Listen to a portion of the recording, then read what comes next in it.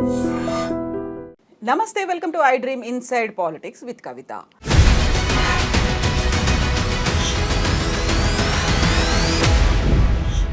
5.5 నెలల తర్వాత కవిత supreme court bail మంజూరు చేయడంతో హైదరాబాద్కి చేరుకున్నారు.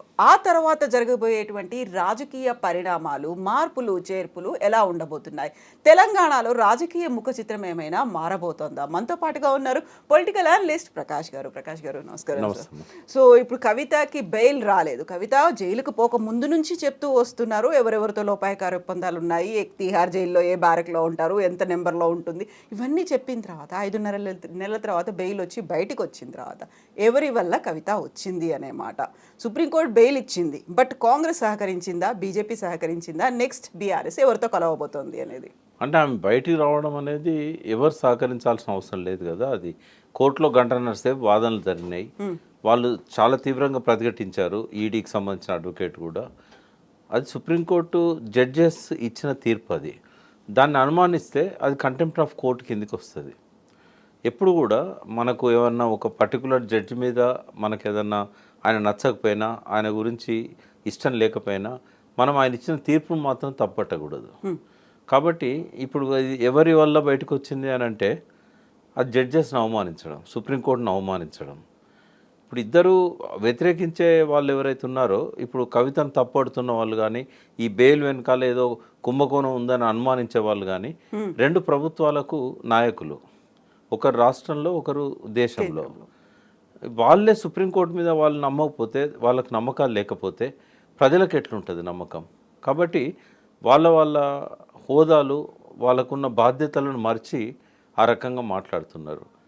ఎక్స్ట్రీమ్గా కామెంట్ చేయాల్సి వస్తే నేను ఒక మాట అంటాను, వీళ్ళ తలల మెదడుందా, మోకాళ్ళల్లో మెదడుందా? ఇట్లా మాట్లాడే వాళ్ళు ఎవరన్నా కానివ్వండి, వాళ్ళు నా మిత్రులే, కానీ ఇట్లా మాట్లాడవచ్చా?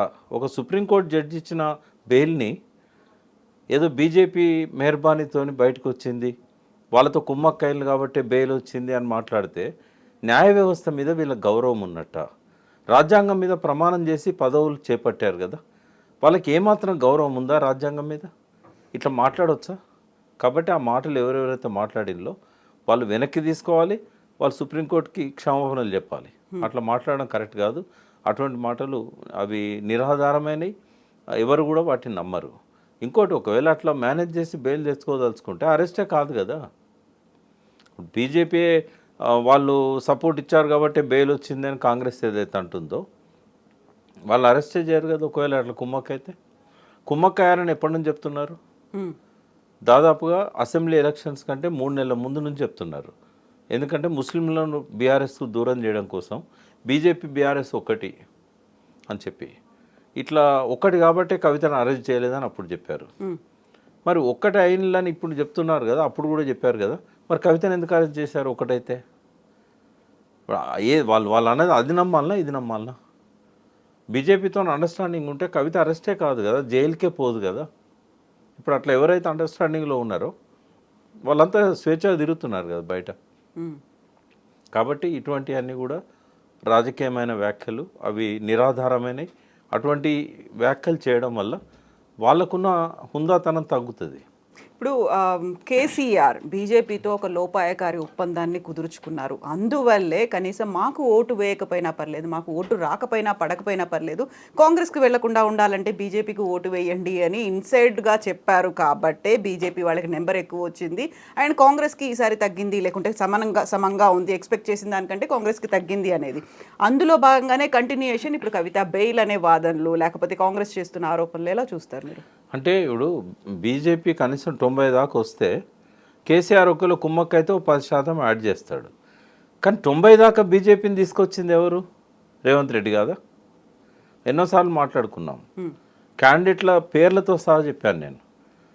ఇక్కడ బలహీనమైన క్యాండిడేట్ ఎందుకు పెట్టాడు, ఇక్కడ ఒక బలమైన క్యాండిడేట్ను వేరే నియోజకవర్గానికి ఇన్ఛార్జ్కి ఎట్లా పంపగలిగాడు అంటే, ఈయనకున్న అండర్స్టాండింగ్తోనే మోడీతో ఇవన్నీ చేయగలిగాడు. ఇప్పుడు నేను మళ్ళీ చెప్తున్నా, భౌతికంగా మాత్రమే రేవంత్ రెడ్డి కాంగ్రెస్లో ఉన్నాడు, మానసికంగా ఇది not in the Congress. Chandrababu చేతిలో ఉన్నాడు. చంద్రబాబు ఎవరి చేతిలో ఉన్నాడు? మోడీ చేతిలో ఉన్నాడు. కాబట్టి ఈ నెక్సెస్ని మర్చిపోవద్దు మనం. ఏది మాట్లాడినా కూడా రేవంత్ రెడ్డికి ఆ బీజేపీతో ఉన్న అనుబంధం వల్లనే 8 మంది గెలవగలిగారు. లేకుంటే నేను చెప్తున్నా కదా, రేవంత్ రెడ్డి కనుక పట్టుదలతోని ఫైట్ చేసి ఉంటే ఒక్క క్యాండిడేట్ కూడా బీజేపీ గెలిచే పరిస్థితి లేదు. ఆయన అప్పుడే అధికారంలోకి వచ్చారు, ఇంకా టీఆర్ఎస్కి ఉండే అవకాశం. అయితే ఈయన బీజేపీతో కుమ్మక్కు కావడం వల్ల టీఆర్ఎస్ గెలిచే అవకాశాన్ని పోగొట్టుకున్నది. ఎందుకంటే చాలా నియోజకవర్గాల్లో ట్రయాంగిల్ ఫైట్స్ లేకపోవడం వల్ల బీజేపీకి లాభించింది అది. అది ఎందుకు చేసిండు అనేదానికి కూడా నేను చెప్పాను. ఏమనంటే రేవంత్ రెడ్డి అనేదానికంటే కాంగ్రెస్ పార్టీ అధికారంలోకి రావడానికి పరోక్షంగా సహకరించింది మోడీ. దూకుడుగా వెళ్తున్న బీజేపీని తగ్గించాడు, సంజయ్ వెనక్కి లాగి. దానివల్ల ఏమైంది, ట్రయాంగిల్ కంటెస్ట్ అనేది చాలా నియోజకవర్గాల్లో లేకుండా పోయింది. సంజయ్ ఉండుంటే అలా కేసీఆర్ సీఎం. సంజయ్ని ఎందుకు వెనక్కి లాగాడు అంటే కేసీఆర్ను రానియకూడదు, అది కాంగ్రెస్కి హెల్ప్ చేయాలని కాదు, రేవంత్ రెడ్డిని సీఎం చేయాలని కాదు. అప్పుడు ఆ క్యాండిడేట్ సీఎం రేవంత్ రెడ్డి అవుతారు అనేది కూడా మోడీ దృష్టిలో లేకపోవచ్చు. బట్ ఆయనకున్న దేశంలో ఇద్దరే ప్రధాన శత్రువులు, ఒకరు అరవింద్ కేజ్రీవాల్, ఒకరు కేసీఆర్. ఇంకొకరికి ఎవరికి బీజేపీని ఢీకొనే సత్తా లేదు. అంటే ఏ మేరకైనా ఇద్దరికి కూడా లేదు. వాస్తవంగా బీజేపీని ఢీకొనే సత్తా వీళ్ళిద్దరికి కూడా లేదు. కానీ ఏదో ఒక ప్రయత్నం చిన్నగానైనా మొదలుపెట్టారు. బీజేపీని దూకుడుగా బీజేపీ పైన కామెంట్స్ చేయడం, మోడీ మీద నేరుగా విమర్శలు చేయడం, అక్కడున్న పార్టీ నాయకులను అరెస్ట్ చేయడానికి బిఎల్ సంతోష్ లాంటి వాళ్ళ మీద కేసులు బుక్ చేయడం, ఈ మేరకైనా కేసీఆర్ చేయగలిగిండు అని అంటే ఆయన బీజేపీతో వైరుధ్యాన్ని పెంచుకున్నాడు. ఒకవేళ బీజేపీతో కుమ్మక్కు కావాలనుకుంటే బిఎల్ సంతోష్ మీద కేసు కనుక ఆయన బుక్ చేయకపోయి ఉంటే ఇవాళ ఆయనే సీఎం కదా. ఇప్పుడు బీజేపీతో వైరుధ్యాన్ని పెంచుకున్నారు, బట్ కాంగ్రెస్తో అండర్స్టాండింగ్ అనేది ఉంది కాబట్టి అభిషేక్ మను సింఘ్వీకి వ్యతిరేకంగా ఇంకొకరిని బీఆర్ఎస్ తరఫున బరిలోకి నిలపలేదు.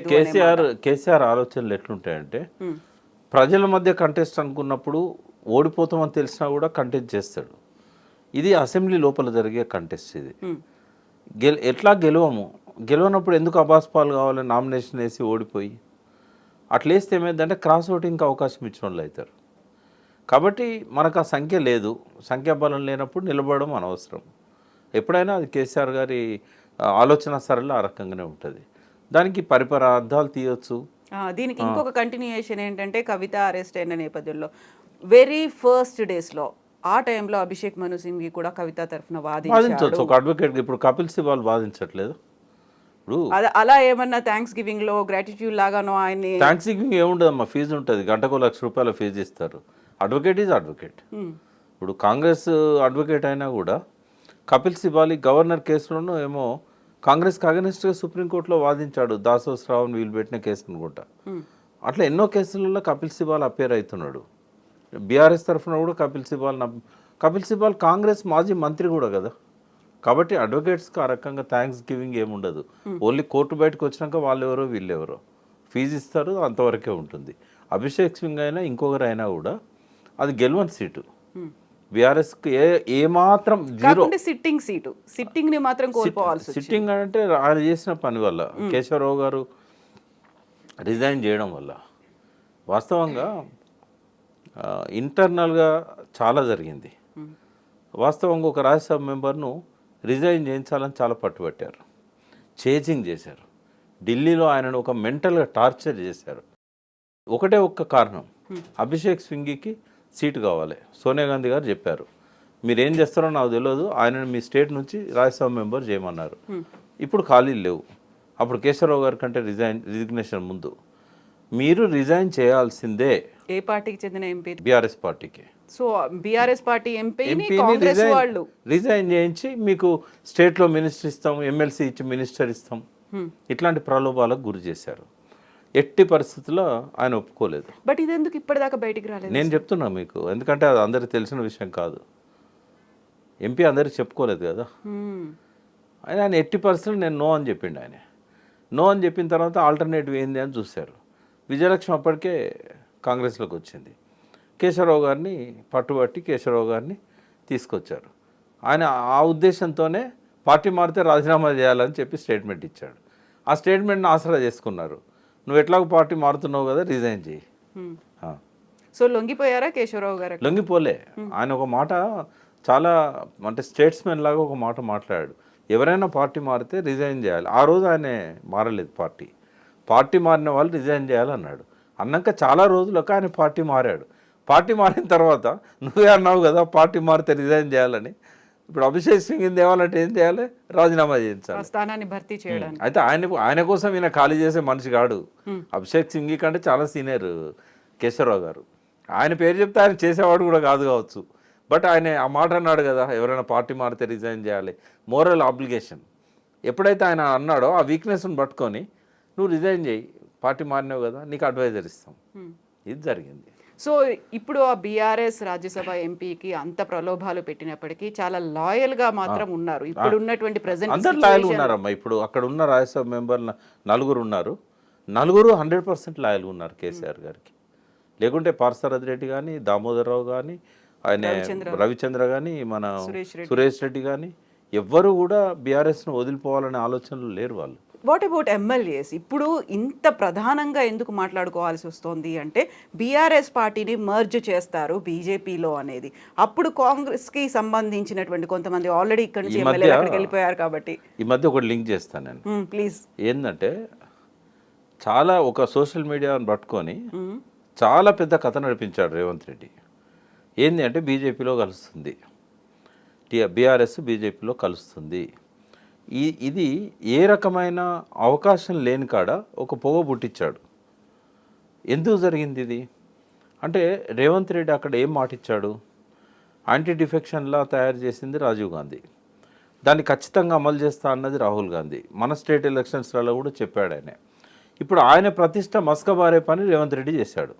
ఢిల్లీకి పోయినప్పుడు అడిగారు, పద్ధతి కాదు కదా వాళ్ళని రిజైన్ చేయించి మళ్ళీ గెలిపి, ఎందుకు అవసరం లేదు, లెజిస్లేచర్ పార్టీ మన కాంగ్రెస్లోకి వస్తున్నది, నేను అందరితో మాట్లాడాను, మాటలు చెప్పాడు అక్కడ. తర్వాత అడిగారు, మా పార్లమెంట్ ఎలక్షన్లకు ఆయనకు వస్తారు అని చెప్పాడు. పార్లమెంట్ ఎలక్షన్ అయినా కూడా 10 మంది కంటే ఎక్కువ పోలేదు. అందులో కూడా చంద్రబాబు నాయుడు వచ్చి ఆయన ఇన్ఫ్లుయెన్స్ చేస్తే కొంతమంది పోయారు. ఇంకా 10 దాటి ఇంకొక ఒక్కరో ఇద్దరో కూడా పోయే పరిస్థితి కనబడతలేదు. ఎందుకంటే ఇప్పటికే ప్రజలల్లో రేవంత్ రెడ్డి పట్ల ఒక వ్యతిరేకత వచ్చింది. రైతులు ఆందోళన చేస్తున్నారు, మహిళలు కూడా బస్సు ఇచ్చినంత మాత్రం సాటిస్ఫై కావట్లేదు, వాళ్ళు అనుకున్న పథకాలు ఏవి కూడా అమల్లోకి రావట్లేదు. ఎప్పుడైతే ప్రజల్లో డిస్కాంటెంట్ వస్తుందో, నాయకులు ఎప్పుడు కూడా తమ చిరునామాను సరి చేసుకునేది ప్రజల యొక్క కోణం నుంచే. ప్రజలు అడిదిక్కు తిరుగుతున్నారు అనుకున్నప్పుడు కడియం శ్రీహరి లాంటి ఉద్దండు కూడా, సీనియర్ రాజకీయ నాయకుడు కూడా రాజకీయ పార్టీకి ఉన్న లాయల్టీని పక్కకు పెట్టి ప్రజలు ఎట్లా ఆలోచిస్తున్నారో రేపు ఓట్లు పడాలంటే ప్రజల ఆలోచనల దిక్కు మనం పోవాలి అని అనుకున్నారు. సో ఇప్పుడు ప్రజల లోపల వచ్చే ఆలోచన ఏంటంటే కాంగ్రెస్ పట్ల వ్యతిరేకత పెరుగుతున్నది. వాటర్ గ్రాఫ్ ఎట్లా పెరుగుతుందో స్లోగా మెల్లమెల్లగా పెరుగుతున్నది. ఈ పెరుగుతున్న క్రమం ఒకటి. రెండవది, వాళ్ళని భయపెడుతున్న మరొక ఇదేంటంటే, రేపు మళ్ళీ ఎలక్షన్స్ వస్తే గెలుస్తామా? ఇప్పుడు కోర్టు తప్పుపట్టేటట్టుంది. ఫస్ట్ బలి అయ్యేది దానం నాగేందర్. ఎందుకంటే ఆయనకు ఏ ఎవిడెన్స్ అక్కర్లేదు. 2 పార్టీల నుంచి 2 నామినేషన్లు వేశాడు. ఫస్ట్ ఏమో ఎమ్మెల్యేగా డిక్లేర్ చేశారు ఎలక్షన్ కమిషన్, సెకండ్ ఆయనను క్యాండిడేట్గా డిక్లేర్ చేశారు కాంగ్రెస్ పార్టీకి. అక్కడనే ఆయనను శాక్ చేయాలి. బట్ ఎందుకో వాళ్ళు ఇంకా కూడా నిద్రపోతున్నారు. రేపో ఎల్లుండో హైకోర్టు ఆయనను రిజైన్ చేయమనడము, లేకుంటే స్పీకర్కు సీరియస్గా ఆక్షేపణ చేయడము చేస్తుంది. ఇంకా ఏ ఎవిడెన్స్ కావాలి? నామినేషన్ కంటే ఎక్కువ ఏం కావాలి? పార్టీ మారిండని చెప్పడానికి బీఫామే ఇచ్చారు కదా కాంగ్రెస్ నుంచి ఆయనకి ఎంపీగా. అయితే ఈ పాయింట్ మీద ఆయన డిస్క్వాలిఫై అయిన తర్వాత గెలిచే అవకాశాలు చాలా కష్టం దానం నాగేందర్కి. ఎప్పుడైతే ఆయన ఓడిపోతాడో పోయిన ఎమ్మెల్యేలు కూడా రిటర్న్ వచ్చే పరిస్థితి. అయితే ఈ లోపలనే ఈ కోర్టు తీర్పు రాకముందే, బై ఎలక్షన్ రాకముందే ఒక భయానక వాతావరణాన్ని ఎమ్మెల్యేలో క్రియేట్ చేయాలి. అది ఎట్లా క్రియేట్ అవుతుంది? బీజేపీలో కలుస్తున్నది అని అంటే బీజేపీ ఇక్కడ అధికారంలోకి వచ్చేది లేదు. ఇప్పుడు కాదు, 29లో రాదు, 34లో కూడా రాదు. ఎప్పటికీ బీజేపీకి కూడా అవకాశం లేదు వాళ్ళ సిద్ధాంతం ప్రకారంగా. కాబట్టి బీజేపీలో బీఆర్ఎస్ కలిస్తే మనకు పుట్టగతులు ఉండవు అని నాయకులు భయపడతారు. కేసీఆర్ని వదిలేసి మా దిక్కు వస్తారు. అధికార పార్టీ కాబట్టి ఏమో హామీలు ఇస్తారు, పదవులు ఇస్తామంటారు, డబ్బు ఇస్తామంటారు, ఏదో చేస్తారు.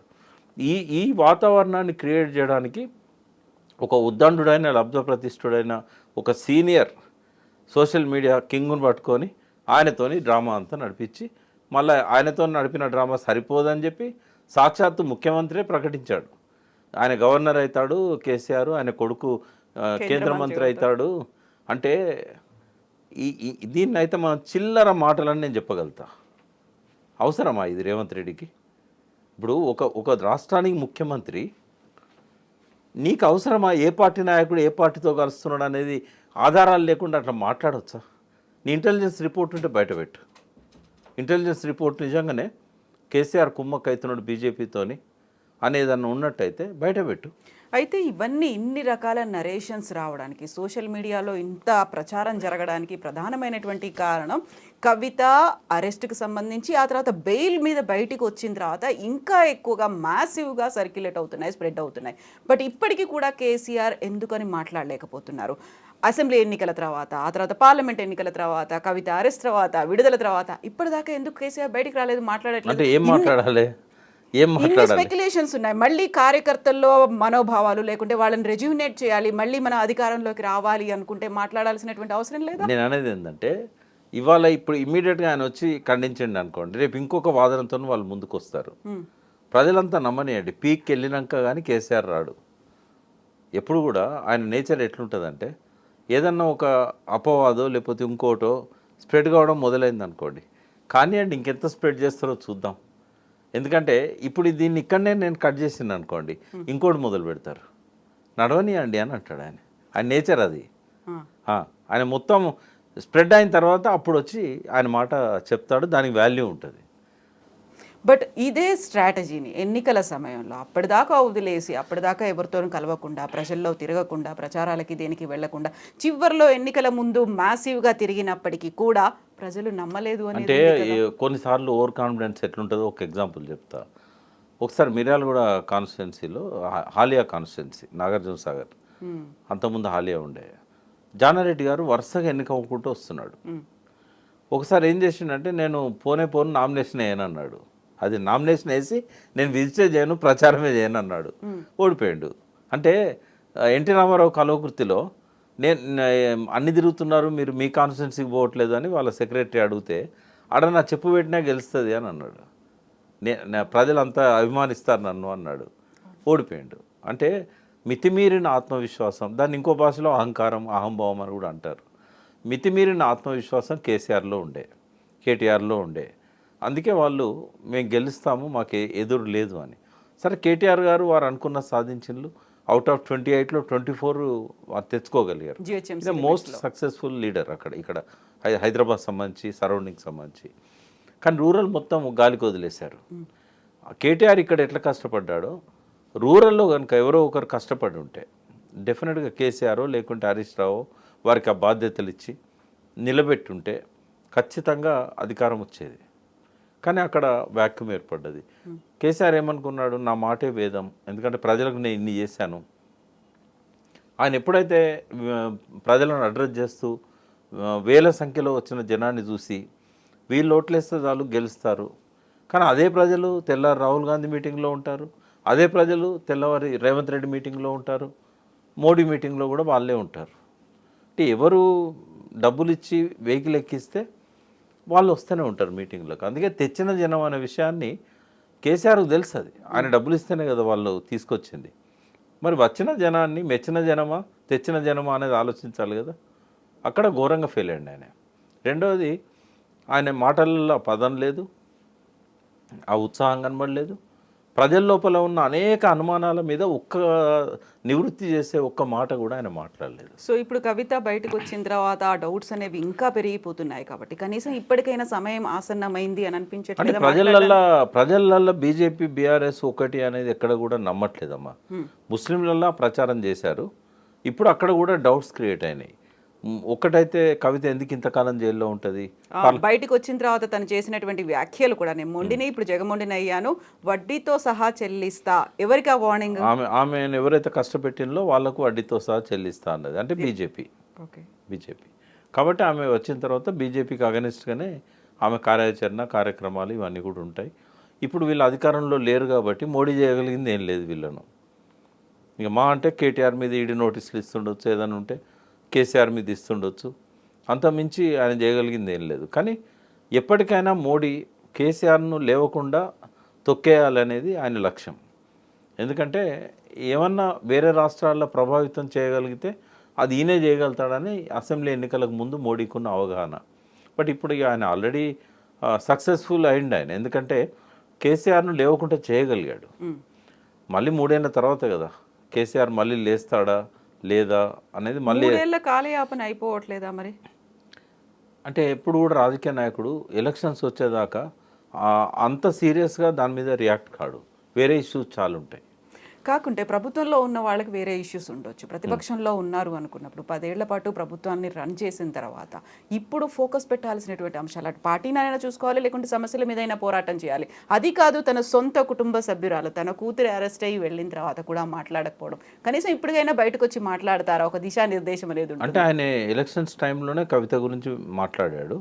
మళ్ళీ మాట్లాడినా అదే మాట్లాడాలి, కొత్తగా మాట్లాడేది అయితే ఏముండదు. ఇప్పుడు ఈ మాట కవిత చెప్పిన మాట, పార్టీ పరంగా వచ్చిన మాట, వడ్డీతో సహా చెల్లిస్తాననే మాట.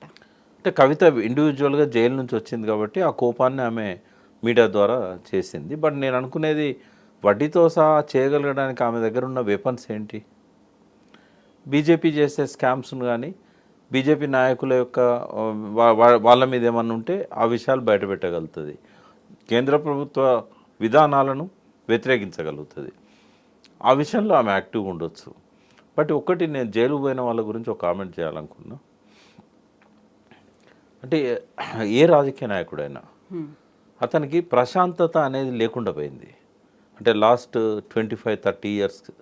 ఎందుకు అనంటే మనకు వావిలాల గోపాలకృష్ణ లాంటి వాళ్ళు రాజకీయాల్లో ఉన్నప్పుడు, సుందరయ్య, తరిమెల నాగిరెడ్డి, ఓంకార్ ఇట్లాంటి వాళ్ళు ఉన్నప్పుడు వాళ్ళు ఓన్లీ విధానాలు, రాజకీయాలు, ప్రజల సమస్యల గురించి తప్ప ఇక వేరే వ్యాపకాలు వాళ్ళకు ఉండేటి కావు. కానీ ఎప్పుడైతే 90s నుంచి డబ్బు ప్రధానమైందో ఈ డబ్బు సంపాదించడం అనేది ఒక మెయిన్ యాక్టివిటీ అవుతుంది పొలిటీషియన్కి. ఫస్ట్ బాగా ఖర్చు పెడతాడు, ఖర్చు పెట్టడానికి బాగా అప్పులు చేస్తాడు. తర్వాత నిత్యావసర ఖర్చు కూడా ఎంత ఉంటుందంటే ఒక రోజుకు ₹1,00,000 ఖర్చు పెట్టని వాడు కనీసం ఎమ్మెల్యే స్థాయిలో కూడా నిలబడలేడు. అంటే నెలకు 30 లక్షలు కావాలి. అది కూడా మీడియాకు దొరకకుండా, కరప్షన్ బయటికి రాకుండా చేయాలి. అది ఏ నాయకుడైనా అట్లున్నప్పుడు ఏమవుతుందంటే వీళ్ళకు ఈ టెన్షన్లు, ఈ నెత్తి నొప్పులు, ఈ మేనేజ్మెంట్లు ఇదే సరిపోతుంది. ఒంటరిగా వాళ్ళకు దొరికేది ఒక 5 మినిట్స్ వాష్రూమ్లో. ఆ వాష్రూమ్లో కూడా ఫోన్లు వస్తూనే ఉంటాయి, ఫోన్లు పట్టుకపోతారు. ఇంకా నీకు వాళ్లకు నేనేంది, నా లక్ష్యాలేంటి, నా రోడ్ మ్యాప్ ఏంది, నా ప్రణాళిక ఏంది, ఇవన్నీ ఆలోచించడానికి ఏ రాజకీయ నాయకునికి టైం దొరకదు. ఒకవేళ అట్లా టైం దొరికిందనుకో వాడిని దూకుండా ఎవరు ఆపలేరు. అది జగన్ కావచ్చు, అది రేవంత్ రెడ్డి కావచ్చు, అది కవిత కావచ్చు. ఇప్పుడు ఆమె రేపు సీఎం క్యాండిడేట్గా ప్రొజెక్ట్ అవుతుంది. రేపు రాబోయే ఎన్నికల్లో ఈమె జైలు నుంచి వచ్చినప్పుడు జరిగిన హంగామా కానీ, ఆమె లోపల ఆ దూకుడుతనం కానీ అదేం చూపెడుతున్నది అని అంటే ఆమె నెక్స్ట్ తెలంగాణకు సీఎం క్యాండిడేట్ కాబోతున్నది. రేవంత్ రెడ్డి కానీ రేపు ఇంకెవరైనా సీఎం ఉన్నా కూడా ఎదుర్కోవడానికి ఇప్పటి నుంచి ఆమె ప్రణాళిక సిద్ధం చేస్తుంది. ఆమె 5 నెలలు బాగా ఆలోచించుకోవడానికి రోడ్ మ్యాప్కి టైం దొరికింది ఆమెకి. అట్లా కనుక ఆలోచించి ఒక ప్యాషన్ను డెవలప్ చేసుకొని ఒక కసితో బయటకు వచ్చిన వాళ్ళని ఎవ్వరు ఆపలేరు. ఇప్పుడు రేవంత్ రెడ్డి కూడా ఓటుకు నోటు కేసులో పోయిన తర్వాతనే ఆయన బయటకు వచ్చినప్పుడు ఇచ్చిన స్లోగన్ ఏంది? Lion is back. సిటీ అంతా పోస్టర్లు వేశాడు. ఆ లయన్ అనే దానికి తగ్గట్టుగా నడుచుకున్నాడు ఆయన. ఎన్నడూ కూడా తగ్గలేదు ఆయన మాటల్లో కానీ చేతల్లో కానీ. సేమ్ కవిత కూడా అదే పద్ధతిలో బయటకు వచ్చింది, ఒక ఎమోషనల్గా బయటకు వచ్చింది. ఆమెకు 5 నెలలు సరిపోయే సమయం దొరికింది. చాలా తెలివైంది అమ్మాయి, చాలా మొండిది, చాలా పట్టుదల ఉన్నది, ఎవరిని లెక్క చేయదు. రేపు పార్టీల తండ్రి కానీ, అన్న కానీ, క్యాడర్ కానీ నువ్వు సరిపోవంటే కూడా ఆమె తిరుగుబాటు చేసే మనస్తత్వమే తప్ప ఆమె అనుకున్న దానికి వ్యతిరేకంగా తల ఒగ్గే మనిషి కానే కాదు. కాబట్టి రేపు ఇంకొక క్యాండిడేట్ని రేవంత్ రెడ్డి కానీ మోడీ కానీ తయారు చేసుకున్నారు బరిలో నిలబడడానికి. టీఆర్ఎస్ నుంచి ఆమె రేపు సీఎం క్యాండిడేట్గా రాబోతుంది. ఇది నా విశ్లేషణే, ఏ పార్టీ నుంచి వచ్చిన ఇన్ఫర్మేషన్ కాదు, ఎవరి అభిప్రాయం కాదు. అంటే జైలు పోయిన వాళ్ళకు ఉండే అడ్వాంటేజ్ చెప్తున్నాను నేను. కాబట్టి వడ్డీతో సహా సో తీర్చుకోవడం. ఆ సెంటిమెంట్ కూడా వర్కౌట్ అవుతుంది. కొన్నిసార్లు రివెంజ్ అనేది రక్తపాతంతో ఉండదు, చాలా స్వీట్ రివెంజ్ ఉంటుంది. ఆ స్వీట్ రివెంజ్ ఏంటంటే ఆ పతనమైన స్థాయి నుంచి ఉన్నత స్థాయికి ఎదగడం. అది కవిత ముందున్న ఛాలెంజ్ అదే రేపు. ఒకటి, ఈ కేసులో నుంచి నీట్గా బయటికి రావాలి. వాళ్ళు ఏదైతే సుప్రీంకోర్టు ఆంక్షలు పెట్టిందో ఆ ఆంక్షలను పాటిస్తూనే ఆమె ఎదగాలి. ఆమె కార్యక్షేత్రాన్ని తెలంగాణగానే చేసుకోవాలి. ఏవైతే బీఆర్ఎస్ పార్టీలో ఉన్న ఆ లూప్ హోల్స్ కానీ చేయలేని పరిస్థితి ఉన్నదో అవన్నిటిని ఆమె ఓవర్కమ్ కావాలి. పార్టీని ఒప్పించాలి. నాయకురాలిగా ఆమె క్షేత్ర పర్యటనలు చేయాలి. తన మీద పడ్డ బురదను తుడిచేసుకోవాలి. ప్రజల లోపల ఒక ఇమేజ్ను బిల్డ్ చేసుకుంటూ ఆమె రేపు పార్టీ ఇమేజ్తో పాటుగా తన ఇమేజ్ పెంచుకున్నట్టయితే ఆమె డెఫినెట్గా సీఎం క్యాండిడేట్ అవుతుంది. ఎవరు ఆపలేరు కూడా. అది. సో ఇప్పుడు మీరు చెప్పినటువంటి 2 పేర్లు ఒక ఎగ్జాంపుల్గా చెప్పారు. అలా 3వ పేరు కవితగా యాడ్ అవుతుంది. అదొక రాజకీయంగా సెంటిమెంట్గా కూడా కలిసి వస్తుంది అనుకోవచ్చా? అంటే ఇది మన దేశంలోనే కాదు, మన రాష్ట్రంలోనే కాదు, ప్రపంచవ్యాప్తంగా 20-30 సంవత్సరాలు నెల్సన్ మండేలోని జైల్లో పెడితే నేరుగా జైలు నుంచి ఆయన ప్రెసిడెంట్ అయ్యాడు సౌత్ ఆఫ్రికాకు. ఆంగ్ సాన్ సూకీ కూడా ఇట్లా చాలామంది మనకు కనబడతారు. కాబట్టి ఇది ఆ ఏకాగ్రత, ఆ కసి, ఆ పట్టుదల ఇవన్నీ జైలు అనేది వాళ్ళకి ఇస్తుంది. జైలు లైఫ్, ఒంటరి జీవితం. సో నెక్స్ట్ కవిత సీఎం క్యాండిడేట్, ఒక ప్రొజెక్టెడ్ క్యాండిడేట్ లాగా కాబోతోంది. దానికి తగ్గట్టుగా వ్యూహాలు, ఇలాంటి ప్రణాళికలు అన్నీ కూడా అది మనసులో పెట్టుకొని ఆమెను ముగ్గలోనే తుంచేయాలని దాంతో ఈ ఆరోపణలు స్టార్ట్ అయినాయి. అంటే ఇప్పటిదాకా పడ్డ బురద సరిపోదు కవిత మీద. ఈ సుప్రీంకోర్టులో బెయిల్ రావడం కూడా బీజేపీతో కుమ్మక్కు కావడమే అని అంటే ఆమెను మలినం చేయడం, ఆమె మీద బురద చల్లడం.